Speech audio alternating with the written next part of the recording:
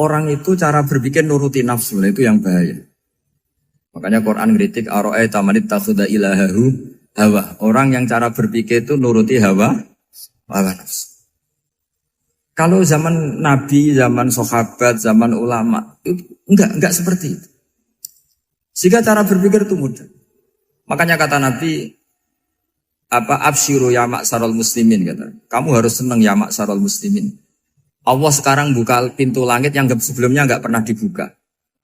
Dan Allah yubahi bikum malaikata. Dan Allah membanggakan kamu kepada para malaikat. Kenapa? Umatnya Muhammad, umatnya Rasulullah Muhammad SAW, itu kalau sampean kepengen mati setiap saat itu baik, itu resepnya gampang kata Nabi. Addu faridotan wantadzoru ukhra. Jadi Allah memberitahu, ya Muhammad umatmu ini luar biasa. Jadi misalnya tadi kita sholat subuh, ditanya, Bahak kamu sekarang ngapain? Nunggu sholat duhur ya. Setelah sholat duhur ditanya lagi nunggu apa asar. Sehingga faman kanat hijratuhu ila Allah wa rasulih fa hijratuhu ila Allah. Jadi kalau ya sudah ini tak ijazahkan. Kalau setelah sholat subuh nunggu apa? Duhur. Setelah duhur nunggu. Sehingga ketika kita mati itu statusnya penunggu sholat. Tapi kamu kan enggak miskin. Kenapa? Penunggu kaya. Ya itu enggak masuk surga itu. Penunggu kemapanan. Berarti kan menunggu sesuatu yang seleranya nafsu. Beda kalau penunggu sholat. Berarti kamu di dunia menunggu ritual ibadah. Maka di antara ijazahnya Nabi apa? Addu faridotan wantadzoru ukhra. Melakukan satu fardu. Kemudian kita menunggu tugas berikutnya. Jadi niati saja setelah subuh nunggu apa? Duhur. Setelah duhur, meskipun kita di perapatan, apa? Nunggu asar. Ya. Tapi ya asar betul, jangan nunggu tok pas asar ndak. Jadi sebetulnya umat ini gampang sekali. Jadi di antara kebanggaan Allah, yubahi itu Allah bangga dengan malaikatnya adalah umat ini adalah addu faridotan wantadzoru ukhra, melakukan satu fardu kemudian menunggu fardu yang lain. Dari mengkhidmati kampus, ingin mengkhidmati masyarakat, dari satu masyarakat lokal Semarang menjadi sampai sekarang sampai Banjarmasin, Unisula mau bikin kampus di sana terus gitu. Dari satu tugas ke tugas yang lain. Makanya Islam diajarkan setelah satu tugas selesai, faida faruh tafan sok. Jadi sehingga hidup kita itu dinamis. Dari satu kebaikan menunggu kebaikan lain, dari satu kebaikan menunggu. Sehingga hidup kita ngapain? Nunggu satu kebaikan. Ini sudah masuk faman kanat hijratuhu ila Allah wa rasulih, fa hijratuhu ila Allah wa rasulih. Sehingga bayangkan kalau kita direkam Allah. Gusti kula ampun mati nak dereng sugih. Wis melarat puluhan tahun, sakit, nunggu sesuatu sing sifatnya nafsu, kepengin sugih. Sugih tok aja cukup. Tahu buruh wong sing tahu ngenyek ndekne lho, itu kan urung-urung wis dendam. Saya belum mau mati sebelum kaya dan buruhkan orang yang pernah melecehkan saya. Wis ngono akhirnya mati urung sugih. Berarti wis fakir matine hasud. Mau itu ngenes dunia akhirat kan kira-kira seperti itu. Kamu santai aja kalau fakir berarti meringankan hisab karena ada banyak harta. Yang mau dihisab papanya enggak punya apa-apa. Jadi saya mohon sekali ya, Islam itu mengawal kebahagiaan. Sebab itu sampai bahagia itu menjadi perintah Islam, qul bi fadlillah wa bi rahmati fa bidzalika falyafrahu. Karena dengan bahagia bi taat diharapkan orang Islam itu tidak bahagia atau cari kesenangan lewat jalur apa maksiat. Sehingga ciri utama wali apa? Ala inna awliya Allahi la khaufun alaihim wa lahum yahzanun. Sehingga ulama dulu itu rileks-rileksnya. Termasuk yang saya ceritakan tadi, Imam Ahmad, Imam Syafi'i. Itu melihat apa saja rileks. Ya tadi kalau disenangi orang ya barokah, punya kawan kebaikan. Nak dineng ya barokah dineng di getingi tonggo rada utang, ngeranjuk tulung gitu. Jadi rileks saja. Masyhur itu Imam Syafi'i ngendikan waman asaa ilaika faqat atlakoka. Orang yang berbuat buruk sama kamu, hakikatnya adalah membebaskan kamu. Atlako itu apa? Membebaskan. Enak gak jadi hidup itu? Kalau kamu kan enggak, kok gedeng aku salahku apa? Malah kamu ujub tuh, orang kok gak tahu salahnya.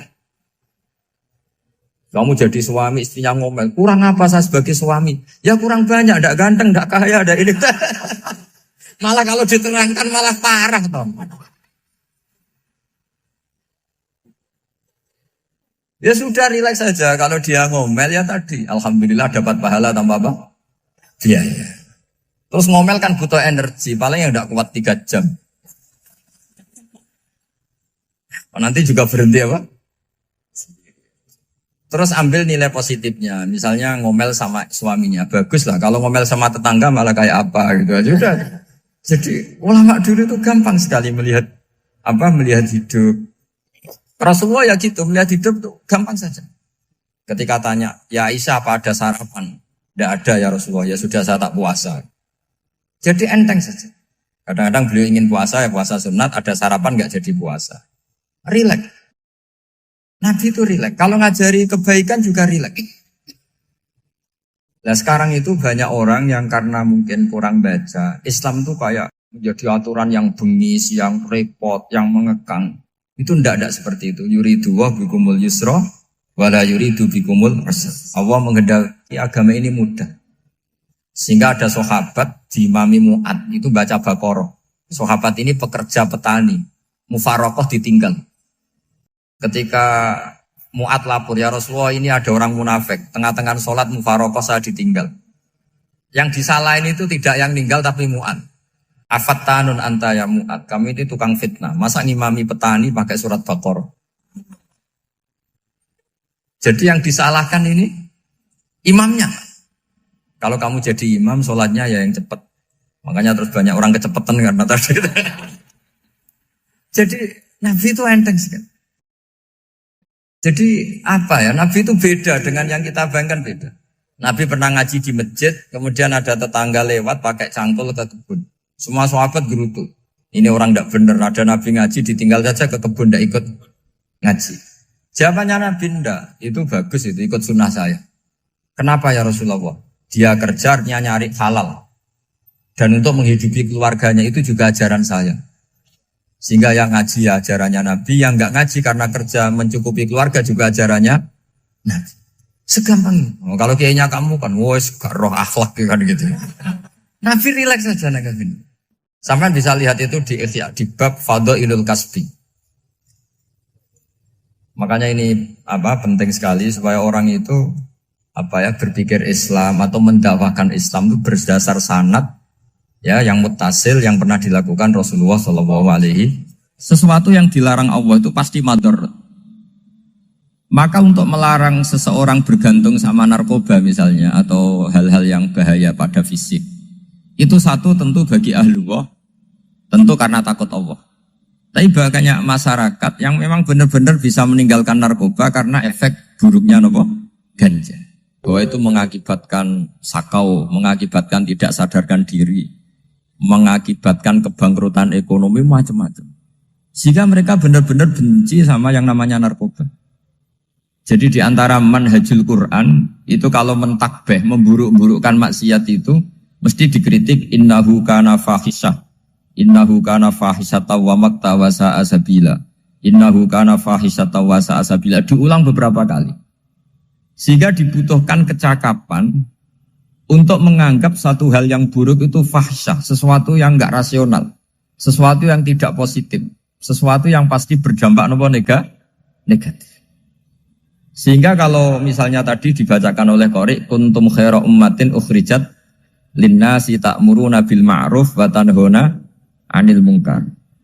Untuk berhenti dari kemungkaran itu satu takbihun litil kal mungkar atau litil kal mungkarat, bahwa mungkarat itu kita cap, kita stigmasi bahwa itu buruk sekali. Seperti Nabi mengajarkan pemuda tadi, masa kamu suka ibu kamu digitukin lelaki lain, putri kamu, bule kamu, bude kamu, sehingga orang ini pikirannya termindset betapa buruknya zina. Sama seperti kita sukses memindset betapa buruknya narkoba, betapa buruknya bahan-bahan terlarang. Begitu juga seterusnya terus pengkhianat dan sebagainya. Tapi problem manusia adalah dia itu akan mencari kebahagiaan atau kesenangan sesaat. Maka caranya gimana? Keinginan senang lewat maksiat ini dilawan dengan nyaman dengan taat. Saya ulang lagi, nyaman dengan taat. Sehingga ulama dulu punya kalimatul munajat, artinya kalimat hubungan pribadi sama Allah yang menjadikan orang itu nyaman. Dan ini yang diajarkan kitab-kitab tasawuf. Kitab tasawuf itu sukses mengajarkan melihat alam raya ini semuanya nyaman, termasuk yang mengecewakan. Itu dianggap nyaman. Saya berkali-kali mengajarkan ilmu ini karena ini musalsal ila Rasulillah SAW. Itu pernah suatu saat Imam Ahmad itu dipanggil sama tetangganya, anak muda. Tentu Imam Ahmad ini orang yang sangat soleh, sangat waroi, sangat tunduk sama perintahnya Allah dan Rasul. Pemuda tadi manggil, ya Ahmad, datang ke rumah saya. Imam Ahmad datang. Setelah sampai ke pemuda tadi, sudah pulang lagi, saya tidak butuh kamu. Pulang lagi. Setelah sampai rumah dipanggil lagi, ya Ahmad, datang lagi. Datang lagi.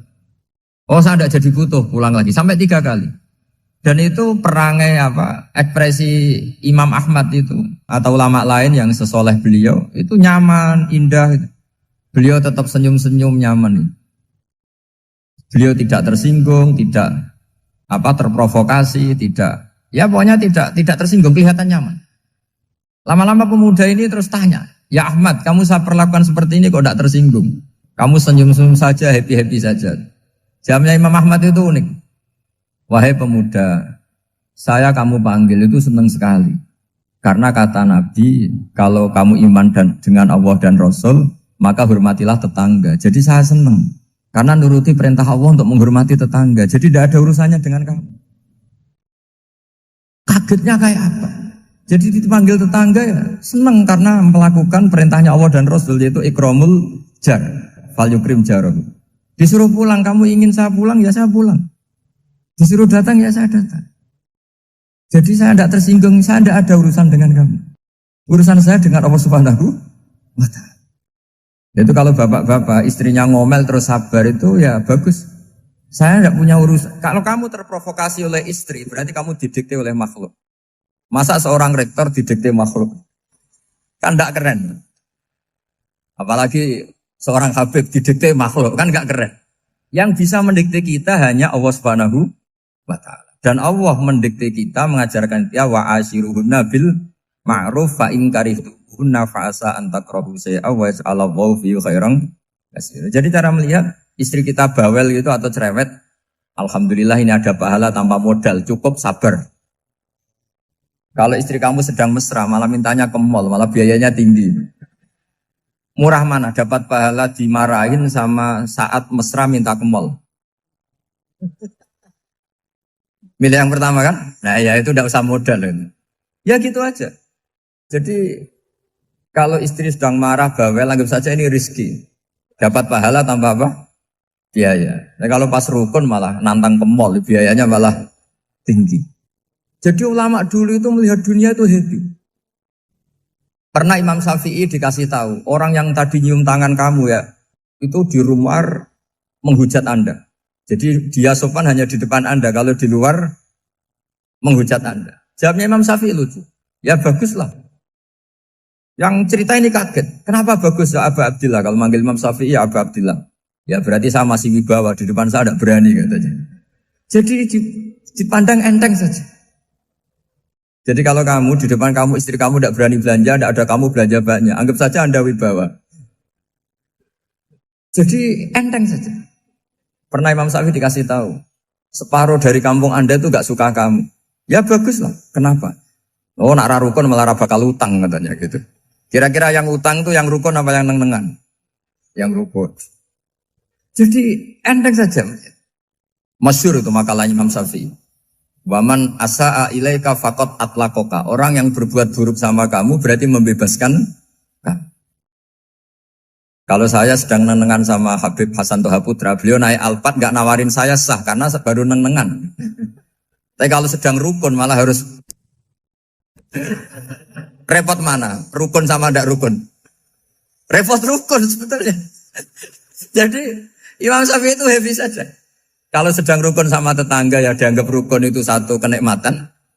Sedang tidak rukun ya dianggap satu kenikmatan.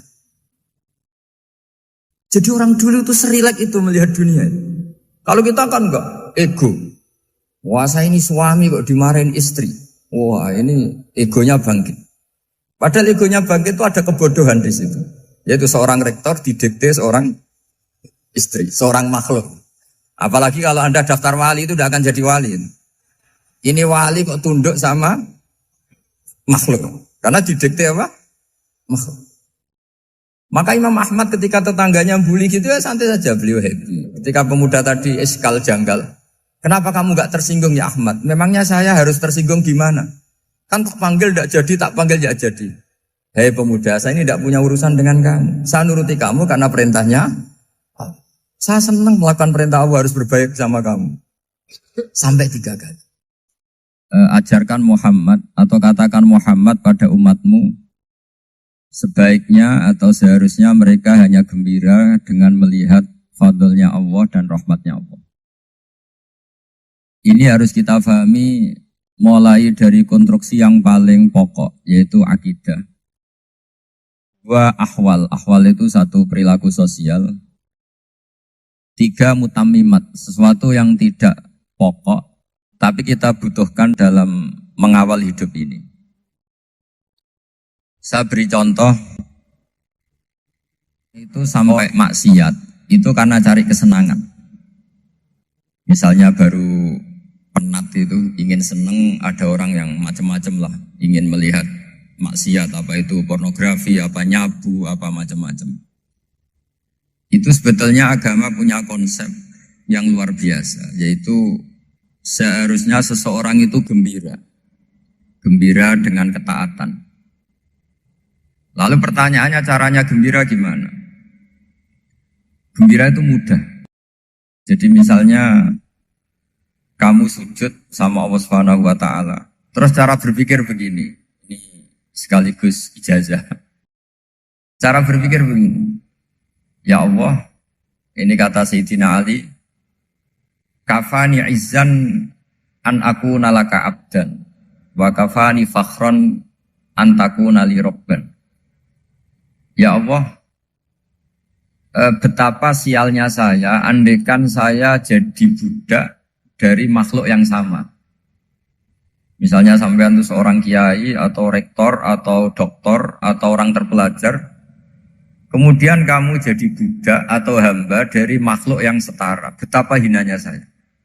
Maka kata Sayyidina Ali, ya Allah saya ini cukup bahagia, cukup bangga karena jadi budak, jadi hamba dari zat yang super atau yang maha super. Jadi kok Allah Subhanahu wa ta'ala. Sehingga ada kebahagiaan yang luar biasa karena menjadi hambanya Allah Subhanahu wa ta'ala. Setelah bangga dengan jadi hambanya Allah, maka kita akan malu. Malu misalnya kok saya bahagia itu nunggu melihat pornografi, melihat maksiat. Itu terus menjadi malu. Kenapa saya bisa didikte oleh hal-hal seremeh itu? Ya, kita malu karena didikte oleh hal-hal yang seremeh itu. Karena kita didikte oleh nafsu. Jadi izzatun nafsi, satu harga diri seseorang itu harus dihidupkan untuk hanya tunduk kepada Allah SWT. Sehingga Nabi itu melatih satu logika tarkul ma'asi.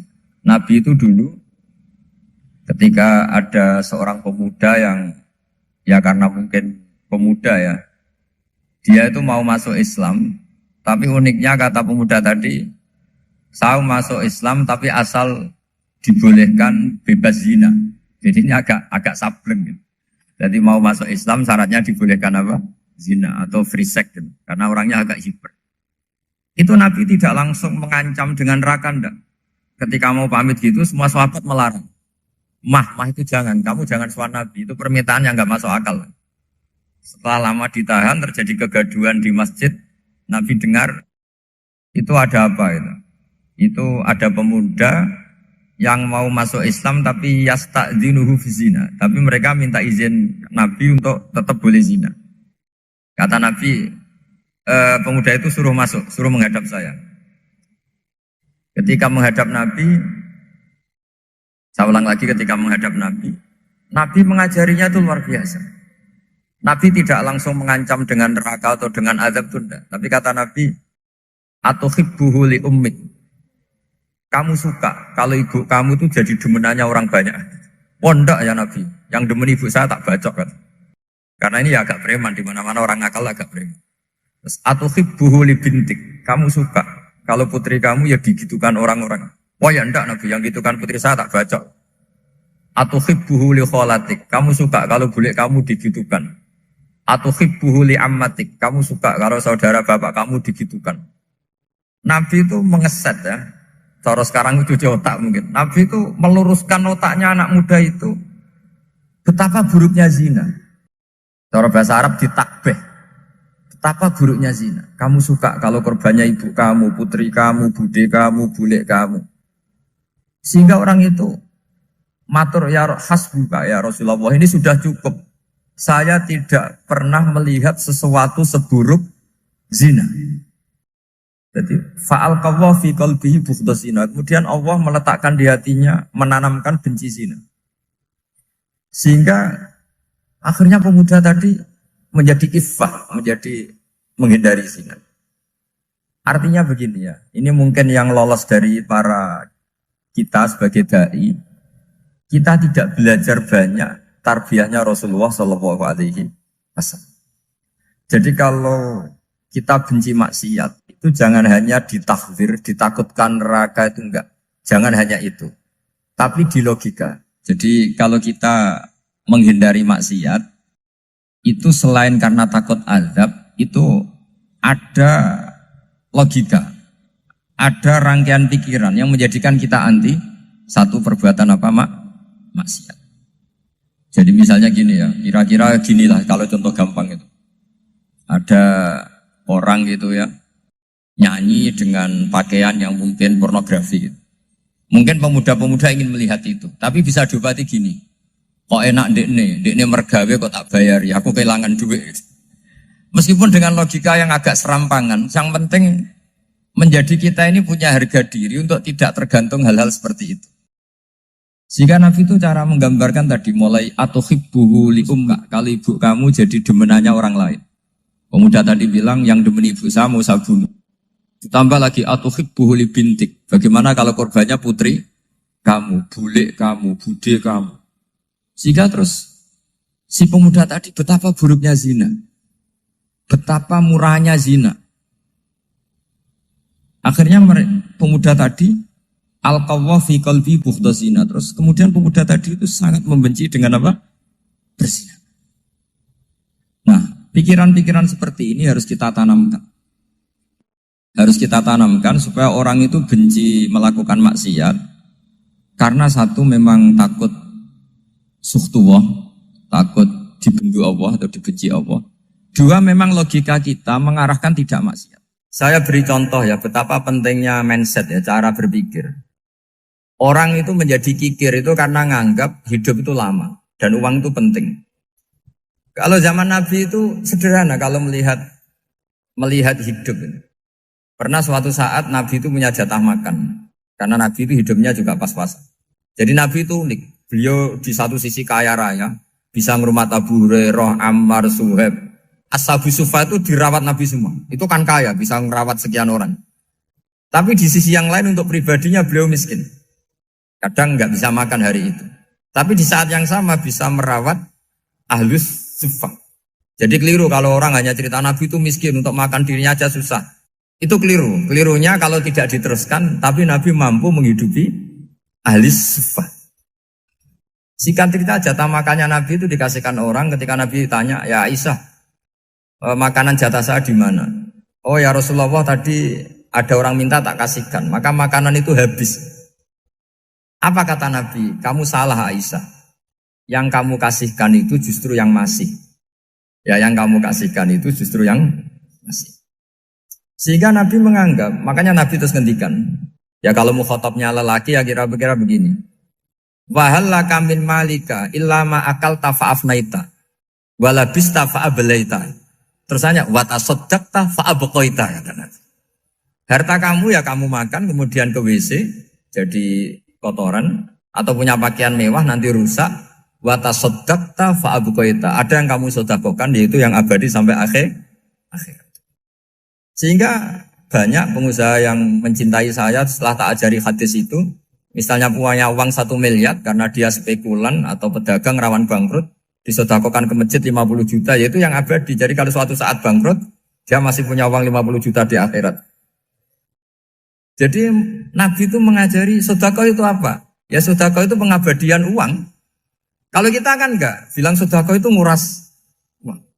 Itu pikirannya setan, dan pikirannya orang Islam. Itu cara berpikir setan, bukan cara berpikir umat apa?